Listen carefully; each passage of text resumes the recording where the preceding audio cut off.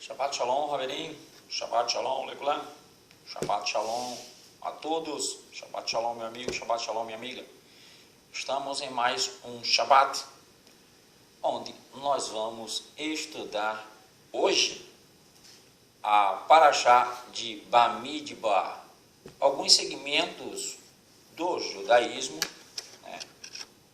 e do judaísmo messiânico estão mais avançados, porque eles incluíram 2 ou 3 paraxás em uma semana só, tá? Mas eu não fiz isso aqui, por isso que eu estou um pouco atrasado em algumas paraxás.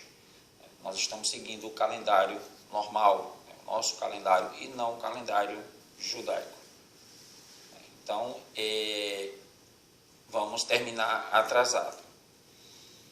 Parashá, ou porção semanal da Torá, Bamidbar. O que quer dizer Bamidbar? Bamidbar é o nome do livro, que para nós é números, mas Bamidbar, Midbar, deserto. Essa palavra Midbar, ela tem as mesmas letras ou consoantes da palavra Medaber, Medaber, e Medaber quer dizer falar. É muito interessante isso, porque as duas têm a mesma raiz. Midbar, deserto, Medaber, falar. Ou seja, o Eterno escolheu o deserto para falar. Nada mais lógico. E isso a gente vai estudar hoje. Você está no canal Gigi Gomes, onde nós confrontamos as religiões com a palavra do Eterno.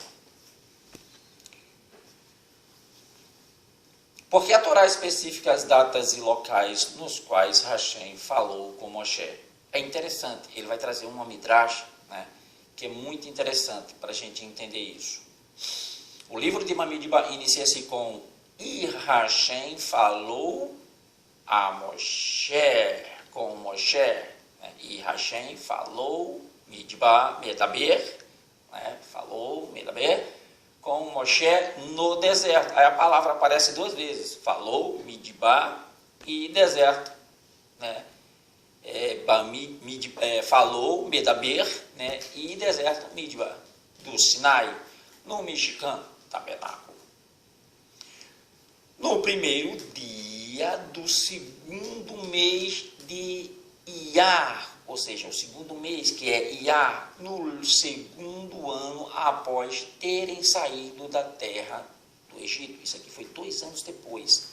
Hashem falou com Moshe centenas de vezes, e geralmente a Torá não especifica a data. Por que então a Torá o faz aqui, agora, depois de 2 anos, nesse tempo? Veja só a midrash, a gente vai entender com essa midrash. Um famoso milionário conhecido por possuir diversos arranha-céus, grandes cotas de ações em firmas de grande porte, além de fazendas e ranchos, não conseguia encontrar satisfação em sua vida pessoal. Ele acabara de divorciar-se da segunda esposa, filha de um outro rico magnata do petróleo, que amargurava sua vida com incessantes reclamações. Divorciara-se da primeira esposa anos antes, pois ela lhe fora infiel. Raramente falava desses casamentos. Ele não falava desses casamentos. E quando indagado por repórteres curiosos, recusava-se a divulgar detalhes.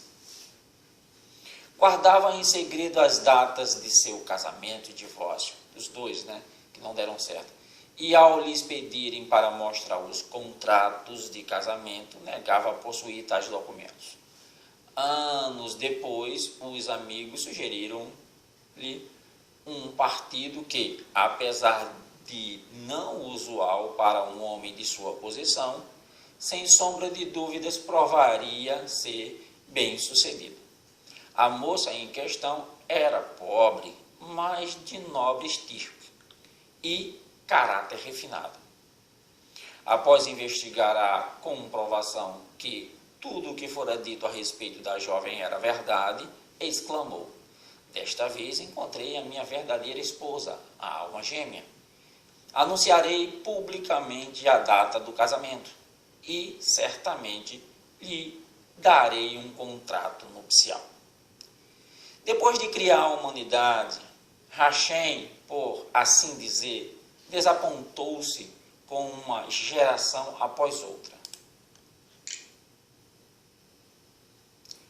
A geração do dilúvio rebelou-se contra ele, assim como a geração da Torre de Babel. Por isso, a Torá atenua a ascensão e queda destas gerações, que lhe sucederam, sem revelar as datas exatas de seu surgimento no decurso da história, ou de seu desaparecimento também. Da mesma forma, a Torá não registra quando tiveram lugar as destruições da geração da Torre de Babel ou de Sidom, tampouco quando ocorreram as 10 pragas, o afogamento dos egípcios. Em relações aos hebreus, contudo, Hashem exclamou: são diferentes das gerações anteriores. São filhos de Abraão, Isaac e Jacó. Sei que serão fiéis a mim. Portanto, disse a Moshe: registre na Torá o dia, mês, ano e localidade exatos de quando os elevei à grandeza. Eu fiz assim porque alguns não foram, mas o Eterno sabia que muitos iriam perpetuar o seu legado, né, e iam guardar mandamentos.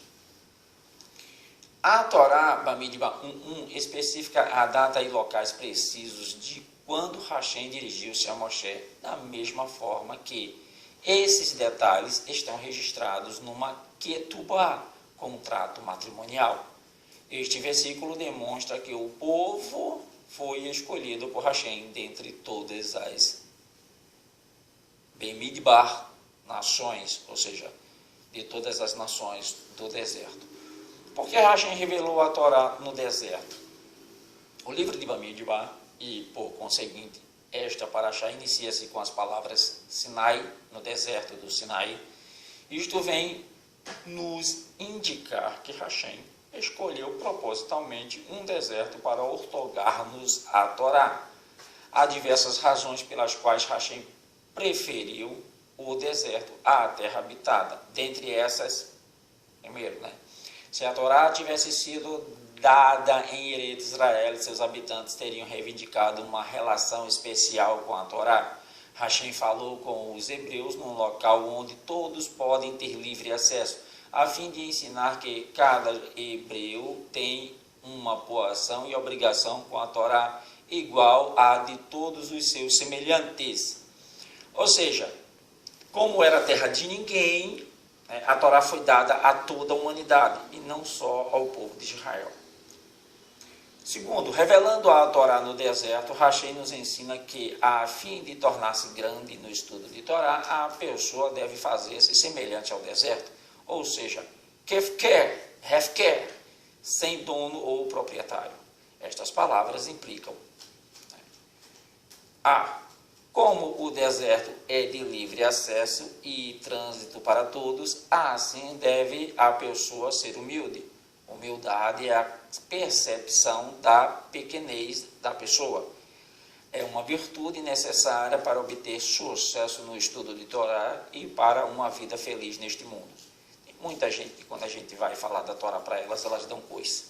Muita gente mesmo. Vantagens da humildade em relação à Torá.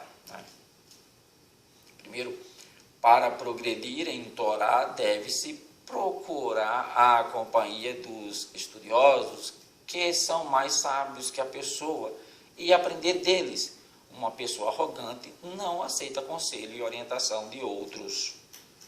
Alguém que está convencido da sua própria superioridade não se empenhará em cumprir as mitzvot que não consideram importantes, nem investir muito esforço em preencher os detalhes requeridos por outras. Hashem gosta de pessoas humildes, pois constantemente revisam seus atos, a fim de corrigir os erros. Uma pessoa arguta, no entanto, não é aberta a críticas, nem tem senso de autocrítica. Por isso, está longe de fazer techuvá. Ou seja, ele não consegue visualizar seus próprios erros. Aí você lembra da passagem de Yeshua, quando ele diz assim: homem, tira primeiro a trave do teu olho, para tu ver o cisco do olho do outro, para remover o cisco do olho. Ele está ensinando a Torá. Está ensinando a Torá. Simplesmente. Benefícios gerais da humanidade. Uma pessoa humilde aproveita a vida a despeito das circunstâncias materiais, enquanto uma pessoa arrogante não está satisfeita com o seu quinhão. O presunçoso está convencido de que Hashem e seus semelhantes lhe devem por seus talentos, contribuições ou mérito. Ele não é suficientemente recompensado com o conhecimento ou dinheiro, sofre de descontentamento e frustração. Se um infortúnio atinge uma pessoa arrogante, ela se ressente demais. Uma pessoa humilde, por outro lado, consegue superar os problemas, inconveniências e situações desagradáveis da vida. Uma pessoa humilde faz amigos. Uma pessoa que se sente o centro do universo, não. Ela não pode perdoar aqueles que a insultam ou não a tratam com deferência, considerando, por conseguinte, muito difícil se dar bem com outras pessoas. A Torá enfatiza que a humildade é diametralmente oposta à moderna doutrina da independência total em relação a Hashem e a outros seres humanos. O conceito atual é de que a criança nasce com exigências em vez de obrigações. Hoje é assim, A criança hoje nasce com exigências, ensinaram isso, em vez de nascer com obrigações. Por conseguinte, não deve nada a Hashem, nem a seus pais, nem professores. Esta atitude infiltrou-se em nossos círculos familiares e escolas. Portanto, é necessário reforçar o ponto de vista da Torá de que não se consegue a felicidade verdadeira vivendo para satisfazer o próprio ego, mas sim reconhecendo humildemente nosso imenso débito a Hashem, reconhecendo isso. Segundo, parecendo-se com o deserto, também implica que um hebreu, ou qualquer pessoa, deve estar pronto a sacrificar conforto material em prol da Torá. O conceito de deserto sugere o oposto à civilização, com seus luxos e confortos materiais. A pessoa só pode esperar progredir no estudo de Torá e cumprimento das mitzvot se estiver preparado para fazer algum sacrifício em assuntos mundanos. Na maioria das vezes, é impossível atingir a perfeição em todas as áreas. Por exemplo, é difícil um homem ser tremendamente bem-sucedido nos negócios e, ao mesmo tempo, altamente criativo nos estudos diários de Torá. Uma mulher pode não conseguir manter a casa imaculada, limpa, enquanto pequenas mãos e pés estão por todas as partes. Falando dos filhos, Uma família pode ser obrigada a escolher entre o tipo de férias um tipo de férias que quer, ou uma cara educação em yeshivot para seus filhos. Yeshivot é a escola de Torá. Assim por diante. O indivíduo se torna um verdadeiro, digamos assim, servo do Eterno, ou servo da Torá, somente determinando claramente suas prioridades na vida. 3. Outra característica do deserto é a sua imensidão vazia. Um intelecto deve parecer-se com o imenso vazio do deserto, ou seja, o intelecto da pessoa, livre de elementos estranhos antes que os pensamentos de Torá possam lá deitar raízes.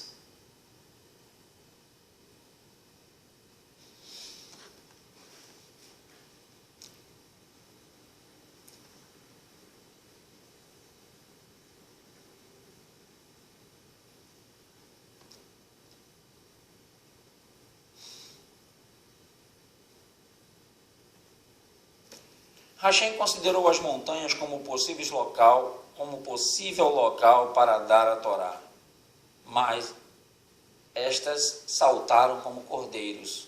Tehillim 114:4. Fugiram, pois sabiam que não eram merecedoras de participar de tal revelação, uma vez que estátuas de ídolos foram colocadas em seu topo. Finalmente, a Shekhinah aproximou-se do deserto e este não se retirou. Poderia receber o Todo-Poderoso sem medo ou vergonha, pois estava totalmente vazio e imaculado de qualquer mancha de idolatria. Desta forma, Hashem escolheu o deserto para a ortoga da Torá. Assim também, as pessoas podem adquirir a sabedoria da Torá somente se preparar seu intelecto para recebê-la. Deve eliminar quaisquer pensamentos, ideias ou desejos que são antítese da Torá. Deve transformar sua mente em deserto, então a Shekhinah poderá entrar. Hashem ordena que faça a contagem de Bnei Israel. Isso é uma leitura cansativa, que está lá em Números, né, a partir do capítulo 4.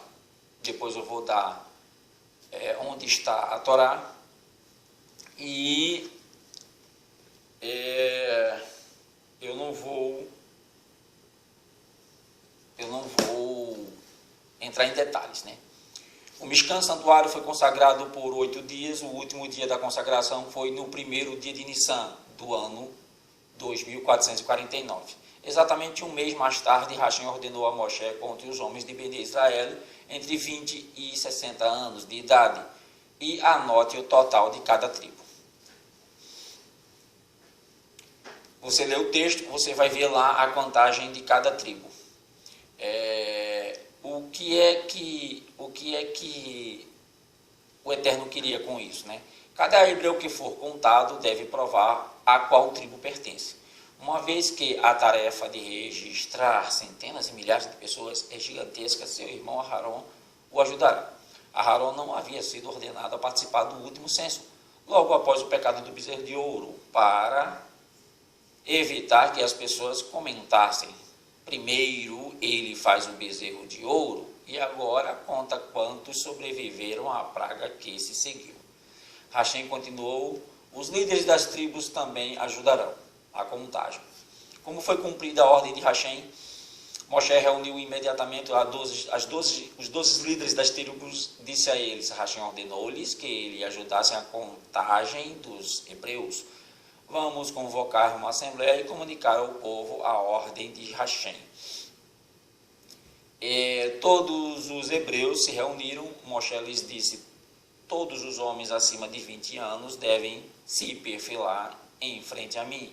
Aharon e os líderes das tribos, cada homem deverá trazer consigo uma moeda de meio shekel. Não existia moeda de meio shekel, só existia moeda de 1 shekel, tá? Eu acho que está equivocado aqui. E os documentos para provar a qual tribo seu pai pertence. A contagem começará com a tribo de Reuven, né? Então, cada homem, como eles diziam assim, que era proibido contar as pessoas, então cada um trazia uma moeda, né, de 1 shekel. E aí contava-se as moedas para não contar as pessoas. A santidade da nação judaica, né? Quando Hashem deu a Torá ao povo hebreu, as outras nações do mundo ficaram invejosas, porque eles merecem receber a Torá mais do que nós. Reclamaram. Isso naquele tempo, né? Hoje está bem diferente. Hashem respondeu: os hebreus têm a grande mérito, suas mulheres desposam apenas homens hebreus, mesmo durante o tempo em que viveram entre os egípcios. Cada marido hebreu permanecia fiel à sua mulher, e cada mulher ao seu marido. para mostrar a todas as nações a grandeza do povo hebreu, Hashem, em voz alta e ressonante, ordenou a Moshe: conte os hebreus e estabeleça a tribo de cada um. Todas as nações do mundo ouvirão a ordem.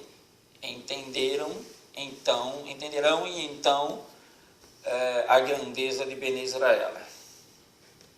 Bene Israel são contados pela quarta vez. A Torá declara que 600 mil homens deixaram o Egito, né? Após o pecado do bezerro de ouro, né? 11 de Tisrei de 2448, Bene Israel foram contados pela terceira vez. O censo foi tomado como um sinal do amor de Hashem e sua preocupação com os hebreus, mesmo após o pecado. Agora, a 1º de Iyar de 2449, quase 7 meses após o último censo, o povo foi contado novamente.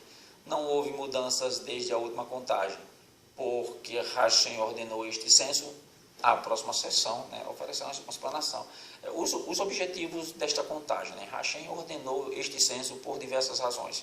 Primeiro, o objetivo principal desta contagem era apurar a ancestralidade de cada indivíduo, determinando assim a tribo no qual ele pertencia, né? Bene Israel, 2. Bene Israel logo adentraria na Terra Santa, né? E Hashem ordenou esta contagem para descobrir quantos homens serviriam no exército hebreu.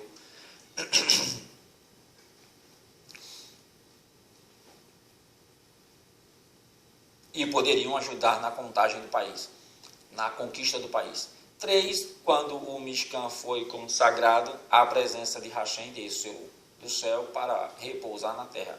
Um rei conta seu exército no dia em que é coroado, para saber quantos soldados tem. Da mesma forma, Hashem pediu a Moshe para descobrir o número de hebreus. Não que Hashem precisasse, ele sabia quantos tinham, né? Mas para, digamos que o Eterno estava querendo ensinar a disciplina, né? Ou como um reino realmente é edificado. E queria saber, né, onde a Shekhinah iria repousar. Hashem diz: sempre que o total de Bene Israel é mencionado, fico contente, pois representa o número de soldados em meu exército, que cumprem minha vontade no mundo. Outra razão pela qual Hashem queria que os hebreus fossem contados, né? Imagine que você está entre os hebreus que são contados no deserto. Ficaria perante Moshe e Aharon e os líderes das tribos, né? Qual a sensação, né? Não é uma experiência emocionante? Você está face a face com os líderes da Torá, da nação judaica. A aproximação de cada hebreu, Moshe, o grande profeta de Hashem, e Aharon, o sagrado Kohen Gadol, né, o sumo sacerdote, escutava o nome da pessoa e olhavam-na e silenciosamente o abençoavam.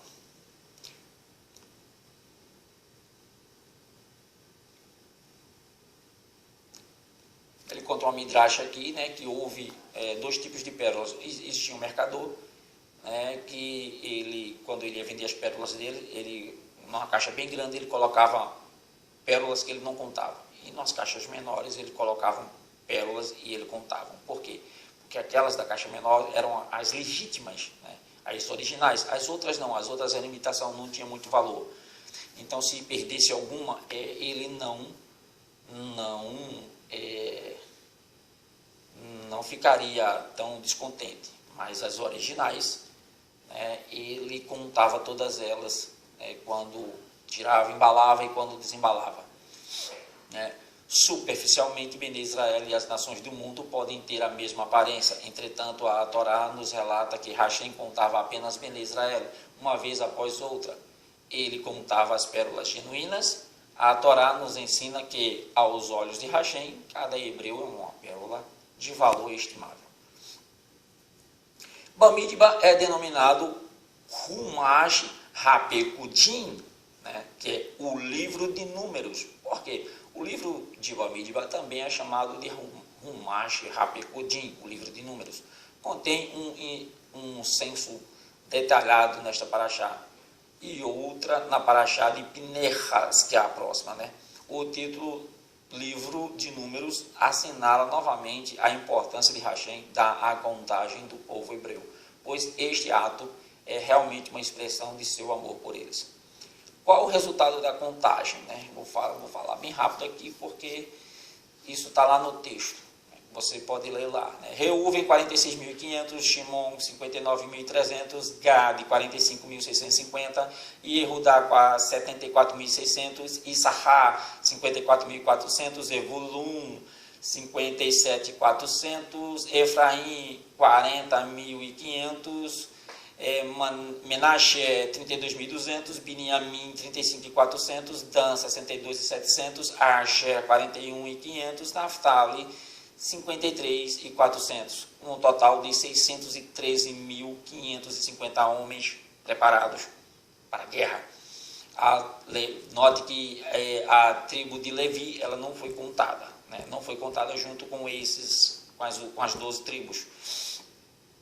E note também que Yosef, né, José não aparece. Por quê? Porque os dois filhos de José, Efraim e Menashe, se tornam tribos. Os 3 acampamentos no deserto, agora a gente vai entrar no outro assunto, né? Como foi formado ali, né, os acampamentos, por que foram contados e como eles foram colocados, né? Havia 3 campos separados no deserto, né? O Machane Sheriná, que é o campo da divina presença, este era o nome dado à era do Mishkan. Os outros 2 circundavam este acampamento, né? A Machane Livia, o primeiro é Machane Sheriná, o segundo é Machane Leviá, campo dos levitas, onde os levitas se acampavam ao redor do Mishkan. E o terceiro era o Machane Israel, que era o acampamento das 12 tribos que ficavam ao redor do Mishkan quando eles caminhavam, marchavam pelo deserto. Como foi organizado o acampamento de Israel, né? O primeiro grupo foi denominado de Degel Machane, e Yehudá acampou ao lado leste. A tribo de Yehudá seria a tribo liderante. Neste grupo também estaria Issachar e Zebulun. O segundo grupo foi denominado de Degel Machane Reuven. Acampou no lado sul. A tribo de Reuven seria a tribo líder daquele lado. Neste grupo também estariam Shimon e Gad. O terceiro grupo foi chamado de Degel Machane Efraim. Acampou no lado oeste. A tribo de Efraim seria a tribo liderante, né? E neste grupo também estaria Menashe e Binyamin. O quarto grupo foi nomeado Degel Machane Dan. Acampou do lado norte. A tribo de Dan seria a tribo que ia liderar aquele lado. Neste grupo também estariam Asher e Naftali. Então, aqui tem uma curiosidade interessante, né? Você vê aqui Efraim liderando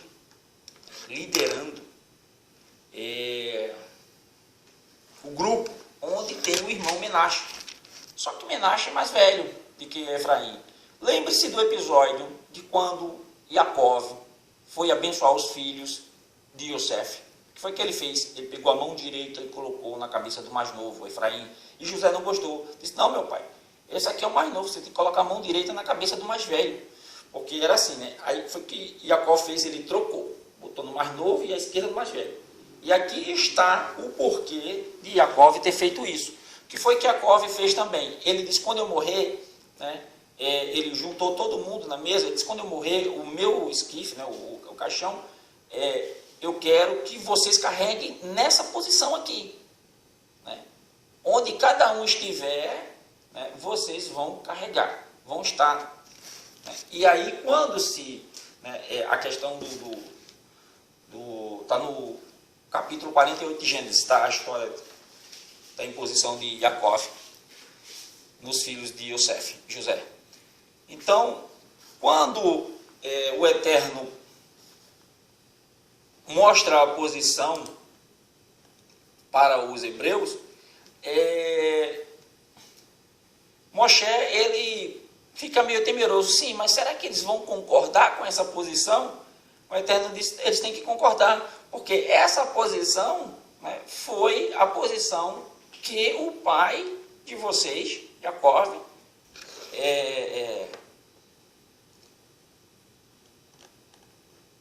citou, né, ou escolheu. E aí vem as bandeiras, né? Cada grupo tem uma bandeira. A bandeira de Yehudá tinha 3 listras, uma azul representando a tribo de Yehudá. Isso aqui é conjectura, é tradição oral, não está na Torá, né? É tradição oral do judaísmo, né? E deve estar em algum Talmud, né? Ou mesmo no Zohar, por aí, né? No Sefer, eles contam, né? Essas histórias através desses livros. E aí, vou falar, mas isso não quer dizer que tenha sido assim, tá? Mas é tradição deles contar dessa forma, né? A tribo de Yehudá, preta, a cor preta representava a tribo de Issachar e uma branca representava a tribo de Zebulun. Na bandeira estava bordado os nomes de Yehudá, Issachar e Zebulun. Também possuía as seguintes palavras: Kuma Hashem Veiavutsu Oiverha Vainusu Mesanecha Mipanecha, que significa: levanta, ó Hashem, para que teus inimigos sejam dispersados e os que te odeiam fujam de ti. Você pode lembrar que numa passagem lá, eu acho que está em Mateus, que Yeshua, ele vai ressuscitar uma menina, né? E ele diz, eu acho que o nome da menina é Talita, eu acho que é isso, ele fala, cume, né? Cume, ou cuma, levanta-te, né? Eu não sei porque os escritos nazarinhos, a Igreja Católica inventou de colocar essa palavra, né, em hebraico. Podia colocar mesmo levanta-te, né? Não sei para que colocar cume, né? Ocultaram tantas palavras que deviam estar lá e essas eles revelam sem sentido. A bandeira de Yehudá era a primeira a marchar, portanto fazia sentido ter uma oração pedindo a Hashem que protegesse Bnei Israel de seus inimigos. Esta bandeira tinha a pintura de um leão, porque a tribo líder Yehudá era comparada a este animal. Esses animais que vão ser comparados aqui, e Yaakov comparou todos eles, né? Foi fulaninho, tu vai ser isso, fulaninho, tu vai ser aquilo. A segunda bandeira era o grupo de Reuven, esta bandeira era também em 3 cores, vermelho para Reuven, verde para Shimon e uma mistura de branco e preto para Gade. Trazia os nomes destas 3 tribos, no centro possuía o seguinte versículo bordado: Shema Israel, Hashem Olekenu, Hashem Echad. Ouve, Israel, Hashem é o nosso Elohim, Hashem é um. Isso aqui está no Shema, né? Shema Israel, ouve, Israel. Isso está no primeiro mandamento também. Quando perguntaram a Yeshua qual é o maior mandamento, ele disse: o maior mandamento é aquele lá, né? Ouve, né? Ou seja, Shema Israel, ouve, Israel, né? Que o teu Hashem que te tirou da terra do Mitzrayim. Mas a Igreja Católica vai e omite essa parte do versículo, porque o verdadeiro Criador é aquele que tirou o povo de Israel do Egito, do Mitzrayim, coisa que os cristãos não adoram, não adoram o Criador verdadeiro, eles adoram o outro, né? Porque quando eles vão citar o primeiro mandamento, eles subtraem essa parte do mandamento, eles só dizem: adorarás ao teu Deus, só ele servirás, né? Zeus. A terceira bandeira do grupo é a de Efraim. As cores desta bandeira eram preto tanto para Efraim como para Menashe. Para Biniamim, uma mistura das cores de todas as bandeiras. Bem misturada. Os nomes Efraim, Menache e Beniamim estavam na bandeira e tinha a seguinte versículo bordado: a nuvem de Hashem pairava sobre Bnei Israel quando eles viajavam durante o dia. Como a nuvem da Sheriná pairava sobre a oeste, o grupo que acampava a oeste recebia o versículo relacionado à nuvem de Hashem. Sobre esta bandeira havia uma pintura de um menino, porque Hashem chama a tribo de Efraim de Yeled, né? Shashuim, um menino amado por Hashem. Lembre-se que quando chega lá na frente, né, a tribo de Efraim se destaca de novo, né, naquela divisão lá dos reinos depois da morte de Shelomó. E quando chega mais na frente também, né, tem lá aquela disputa de território, na época de Yeshua, dos judeus com os descendentes de Efraim. O significado dos degalins. Eu falei aqui, a quarta bandeira, a quarta bandeira do grupo de Dan. As três cores desta bandeira eram roxo para Naftali, a cor da safira para Dan, a pérola e pérola para Asher. Os nomes Dan, Naftali e Asher estavam bordados na bandeira. Havia também este versículo bordado: quando a arca repousava, Moshe proclamava: volta a Hashem e repousa entre os milhares e milhares de Israel. O desenho da bandeira era o de uma serpente, porque nosso patriarca Yaakov comparou Dan com uma cobra, uma serpente. O significado dos degalins, dos estandartes. Os degalins, estandartes que principiavam e lideravam os vários acampamentos no deserto, possuíam um profundo significado e não devem ser confundidos com atuais brasões familiares ou os estandartes nacionais, as bandeiras nacionais. O fato é que as nações do mundo copiaram dos hebreus, a ideia de uma bandeira nacional. Contudo, seus pavilhões não são mais que pobres imitações dos degalins que foram projetados e expostos inteiramente por orientação celestial. Bnei Israel viram profeticamente os degalins na ortoga da Torá, perceberam a Sheriná descendo sobre o Monte Sinai, acompanhada de 22.000 carruagens de anjos próximos a Sheriná e vasto número de carruagens adicionais que as rodeavam. Eles tiveram essa visão celestial, e por isso copiaram. À direita sua estava a divisão do anjo Michael, isso aqui é conjectura. À esquerda norte estava a divisão do anjo Uriel, à frente leste estava a divisão do anjo Gabriel, e à retaguarda oeste estava a divisão do anjo Rafael. Como as quatro divisões levantavam um acampamento e seguiam jornada, Quando as tribos levantavam um acampamento e seguiam jornadas, entravam em formação de acordo com as especificações de Hashem. O Todo-Poderoso instruiu Moshe. Ao iniciar cada jornada, Degel Machanei Eudá deve avançar para a frente e viajar à testa. Deve ser seguida pela família de levitas de Gershon e Merari. A próxima divisão a marchar é a de Reuven, seguida por família levita de Kehat. Então deverá avançar a divisão de Efraim e finalmente a de Dan. A ordem em que viajavam foi determinada de acordo com um profundo plano divino.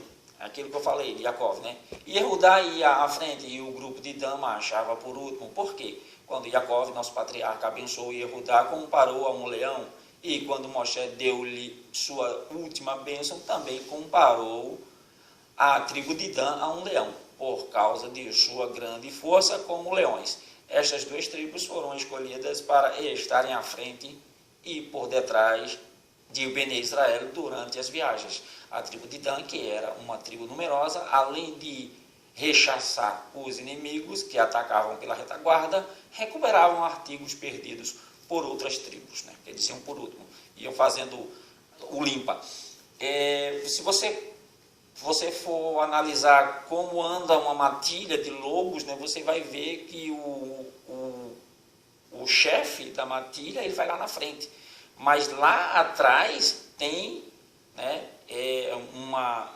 um grupo de machos também, e no meio vão as fêmeas. Estou dizendo que, só para comparar aí, o porquê de como essas tribos se formavam.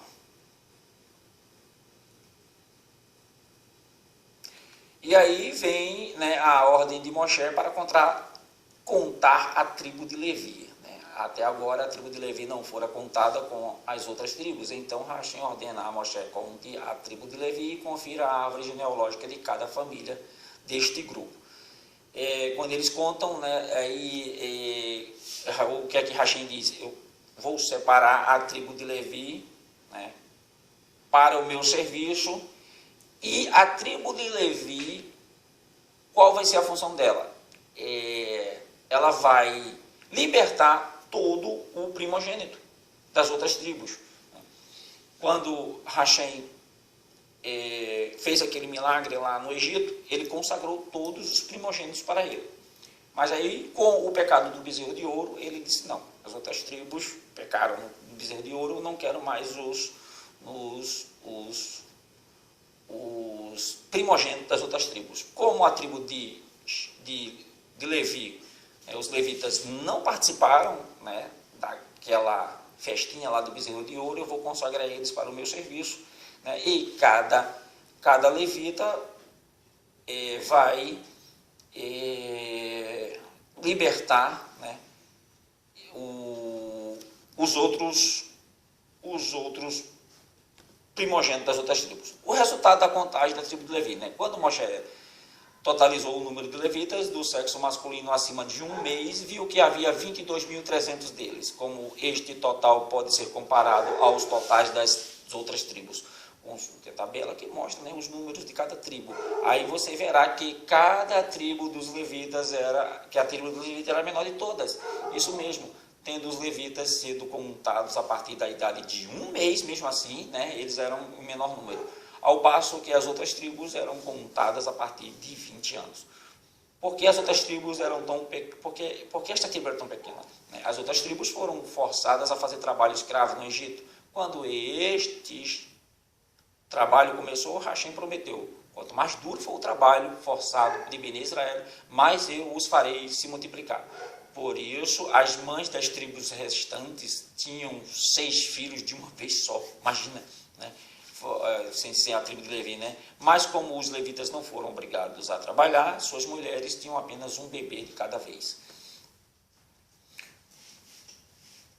E aí vem toda os designados e os carregadores para o serviço do Mishkan, né? Os filhos de Jacó, Levi, tinha 3 filhos, né? Gershon, Kehat e Merari, né?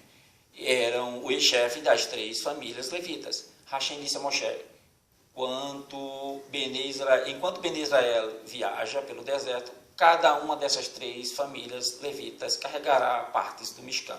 O quadro abaixo, né, que eu vou mostrar, mostra os objetos de cada família que carregava, né? A família de Gershon carregava os tecidos do Mishkan, as cortinas que formavam as paredes e o teto, a cortina rendada que cercava o pátio, a cortina da entrada, né, o massá, e as cordas com as quais a tenda do Mishkan eram amarradas. A Kehat carregava os objetos mais sagrados, o Mishkan, a arca, a mesa, a menorá e os 2 altares, todos os outros instrumentos usados com os seus objetos. E o Parohet, a cortina da entrada do Santo dos Santos, né, que foi rasgado de alto a baixo, né, o véu, ele chama Parohet. E Merari carregava as partes de madeira do Mishkan, as tábuas dos postes e os pilares, os adanim, soquetes do Mishkan e do pátio, e as cordas usadas para atar as cortinas de rede do pátio. Como era que a arca ela era transportada, né? Aqui está a arca e aqui está o parochete, né? Que é o véu. E aí eles pegavam o véu e cobriam a arca. Depois que eles cobriam a arca com o véu, eles colocavam outro tecido e depois outro azul por cima. Então ninguém via a arca quando ela era transportada. E aí vem a contagem, né, dos primogênitos e dos levitas, né, que dá uma contagem de 22.273 primogênitos contra 20.000 levitas, né, não primogênitos. 273 primogênitos restantes, né? E aí o que é que Moshe faz? Cada primogênito desse paga uma quantia de 5 shekels, se eu não me engano, e aí eles são libertados.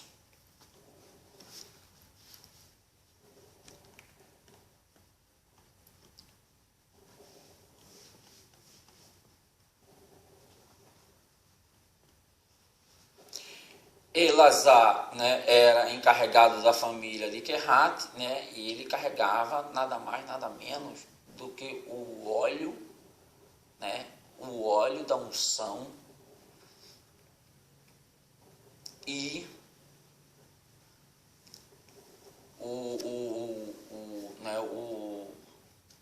deixa eu ver aqui, o sacrifício diário, né, o óleo para o sacrifício, e a farinha para o sacrifício diário, tá? E o óleo da unção, que é o Shemen HaMishcha. Bom, gente, depois ele vai, né, por enquanto aprendemos em detalhes o que a família de carregava. A próxima paraxá, né, Nassau, nos contará quais os objetos a família de Gershon e Merari contava. Isso não é tão importante, é importante né, mas o que é mais importante aqui é entender, né, a disciplina que Hashem passou para aquele povo que não tinha disciplina nenhuma, vinha do Egito, né, apenas como escravos, eles não eram disciplinados. E com todas essas obrigações aqui, essas instruções, eles aprenderam a ser disciplinados. Quando entraram em Canaã, estavam altamente disciplinados. Mas o que aconteceu? As gerações posteriores, com a zona de conforto, né, que eles tinham na terra de Canaã, começaram a descumprir mandamento, né, não guardaram, né, a Shemitah, né, que são os Shabbatot anuais, e aí começaram a adorar ídolos, como a gente vê nos outros livros, a partir de Josué, do livro de Josué, né, que é Yehoshua, e dá no que dá, né, vão para o exílio. Por hoje é só, terminamos a paraxá, né, Bamidbar, no deserto, que a paraxá ela traz o nome do livro, Bamidbar, no deserto. E vamos terminar com a Birikat Kohanim e as saudações finais. Yivarechecha Adonai veish mirecha, Yai Adonai panavelecha, Vihuneika, Itzah Adonai panavelecha veyatzelecha, Shalom. Veretut et haimet, vehaimet teishare et he. Conhecereis a verdade, e a verdade vos libertará. Shema Israel. Quando eu falo Israel, eu falo o povo que guarda mandamento. Não é o povo que nasce em Israel, nem descendente de judeus, nem de outra tribo, não. É o povo que guarda mandamento. Shema Israel. Né? Chamar os descendentes de Abraão. Ouve, né, que o Eterno ama a quem guarda os seus mandamentos. Elohim Melech Neeman, Elohim é rei fiel. Amém. E, se assim o Eterno permitir, Emitze Hashem, estaremos aqui na próxima semana com mais uma porção semanal da Torá. Shabbat Shalom, até o próximo, obrigado. Se quiser compartilhar, compartilha. Se quiser dar o like, dá, né? Eu não me importo com isso, mas há quem se importe, né? Por mim, meu trabalho já foi feito, minha obrigação já foi feita, né? E Shabbat Shalom. Até mais. E não me esquecendo, né, eu falei no meio da paraxá e eu ia dizer, né, a paraxá, né, a porção desta semana, Bamidbar, ela começa no primeiro capítulo de Números, lá, de Bamidbar 1, e vai até o capítulo 4 e o verso 20. Ok? Shabbat Shalom. A próxima paraxá é Nassau, aí começa do 4:21 de Números e vai até o 7:89. Shabbat Shalom.